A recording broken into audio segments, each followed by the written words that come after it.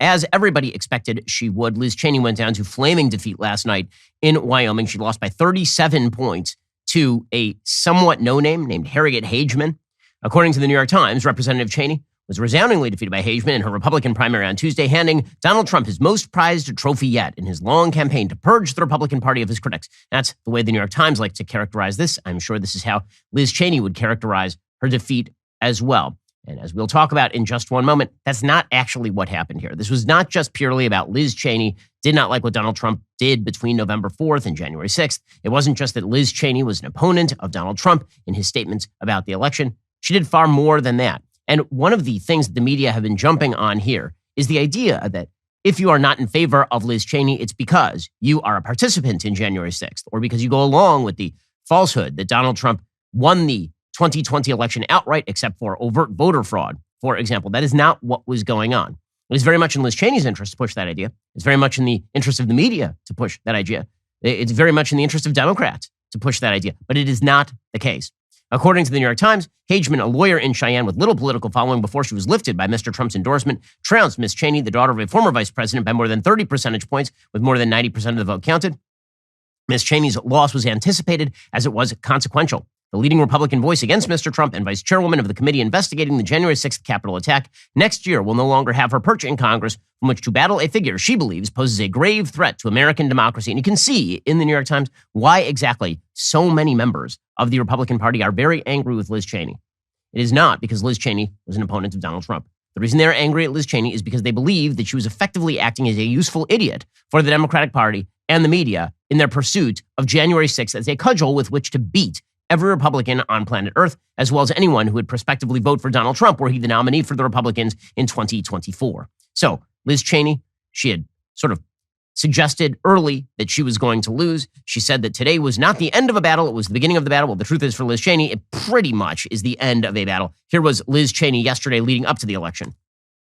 I think today, no matter what the outcome is certainly the beginning of a battle that is going to continue, is going to go on. And as a country, we're facing very challenging and difficult times. We're facing a moment where our democracy really is under attack and under threat. And those of us across the board, Republicans, Democrats, and independents, who believe deeply in freedom and who care about the Constitution and the future of the country. Again, this false dichotomy that she is drawing right here is the reason Liz Cheney lost. When Liz Cheney says that anybody who doesn't vote for me is in favor of overthrowing democracy, which is de facto what she is saying here, right? She says we are facing a moment where democracy is really under attack and under threat. And those of us across the board who believe deeply in freedom and who care about the Constitution, I think we have an obligation to put that above party. The idea here is that if you oppose Liz Cheney in her primary, the reason that you are doing that is because actually you oppose democracy. Actually, it is because you're in favor of what happened on January 6th. Actually, it's because you believe that the election was stolen outright. And again, that is not what is happening here. This delusion, however, drove Liz Cheney into a political box canyon because the media are cheering her today. The same media that hated her dad, like made an entire movie about how evil her dad was called Vice by Adam McKay, who's won an Oscar, in which Christian Bale plays the most evil Darth Vader-esque figure in human history, Dick Cheney. And the same people who labeled the Cheney family Halliburton war for oil, the same people who saw Liz Cheney as the scion of a terribly evil political dynasty, now they are cheering Liz Cheney. And apparently it doesn't occur to Liz Cheney to ask to herself, why? Why is it that she is receiving these outsized plaudits as opposed to, the 1,000 other Republicans in Congress and in positions of power around the country who did not agree with Donald Trump's statements between November 4th and January 6th?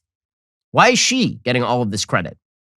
So for Liz Cheney, the self-serving answer is because I'm better than all those other Republicans, because I'm the one who's standing up for truth and dignity and honor in the face of Donald Trump's predations. But the real answer is that the media love Liz Cheney because they believe that they can use her as a tool against the Republican Party. They can use her as a tool, not just against Donald Trump, but against conservatives more broadly. And so they love this race. The way that Liz Cheney characterized this race is the same way that Democrats in the media would characterize this race.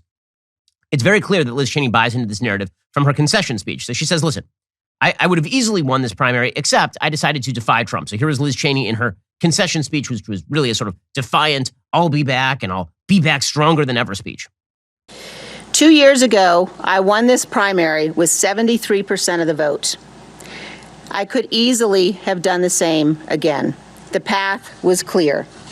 but it would have required that I go along with President Trump's lie about the 2020 election. It would have required that I enable his ongoing efforts to unravel our democratic system and attack the foundations of our republic. That was a path I could not and would not take. This is so self-serving. Okay, what she says there is just overtly not true. Again, to repeat the direct quote there, because it really is the crystallization of the reason the media love Liz Cheney and the reason Liz Cheney is doing what she is doing. She said that in order to win, she would have had to go along with Trump's lie about the 2020 election. She wouldn't have been able to say something like, Donald Trump, I don't believe that he won the election based on the vote count or based on the Electoral College, and still been able to win a seat. That basically the only way to win as a Republican is to go along with the untruth that Donald Trump overtly won the 2020 election. That is not true. Okay, it's clearly not true.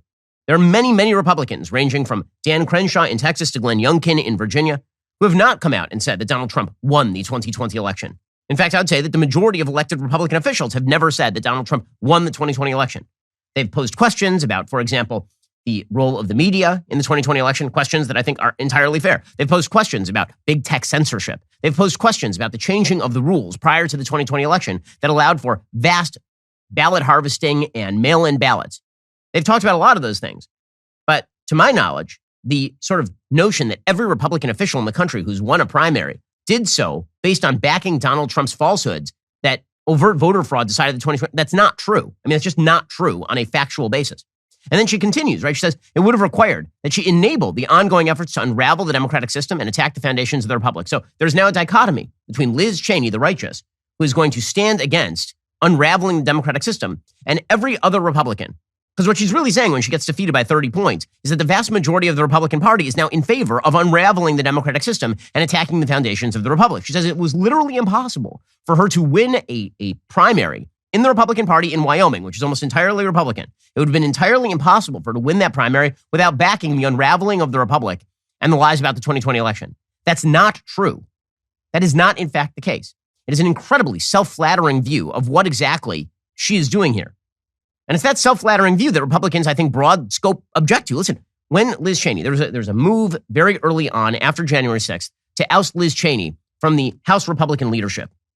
And Kevin McCarthy, who was the minority leader, he basically quelled the rebellion inside the House Republican caucus because Liz Cheney had made a lot of very loud noises about January 6th. And she was able to retain, at that time, her top seat in the Republican caucus. And I was one of the people who said, listen, she's allowed to have her opinions about January 6th. And frankly, I think that many of the things she says about January 6th and its evils were not incorrect in January of 2021. And so she was able to retain her seat at that time. The morphing of Liz Cheney happened when she decided to become a front person for the Democratic Party and for a media narrative, which suggested that the only way to oppose the actions of January 6th was to say that you will never, ever, under any circumstances, vote for Donald Trump ever again. That the only way to oppose Donald Trump's falsehoods between November 4th and January 6th was to back a Democrat or to do an investigation that drew a bunch of links between disparate points that have yet to actually be linked. That basically you have to become a stooge on behalf of the Democratic Party and Merrick Garland at the DOJ and all the rest of the apparatus that is explicitly designed against half of the American people at this point. That is that's the lie that she tells herself, and it's the thing that everybody, I think, objects to. It doesn't help, of course, when you start comparing yourself to Abraham Lincoln. Typically speaking, you don't want to compare yourself to Abraham Lincoln. You let other people make those comparisons, but Liz Cheney just goes right for it here. The great and original champion of our party, Abraham Lincoln, was defeated in elections for the Senate and the House before he won the most important election of all. Lincoln ultimately prevailed. He saved our Union, and he defined our obligation as Americans for all of history. Okay, so apparently Liz Cheney sees herself in this mold. And again, this is not a shock because her dad, Dick Cheney, former vice president, he actually cut an ad in the middle of this campaign in which he said that Donald Trump presented the worst threat to the republic in American history, which of course is wildly untrue. I'm sorry, Donald Trump is not in the list of top 10 in terms of America. Like, you have to be totally ignorant of American history to believe that Donald Trump is the most threatening figure to American democracy in the history. I mean, we had a full civil war in this country.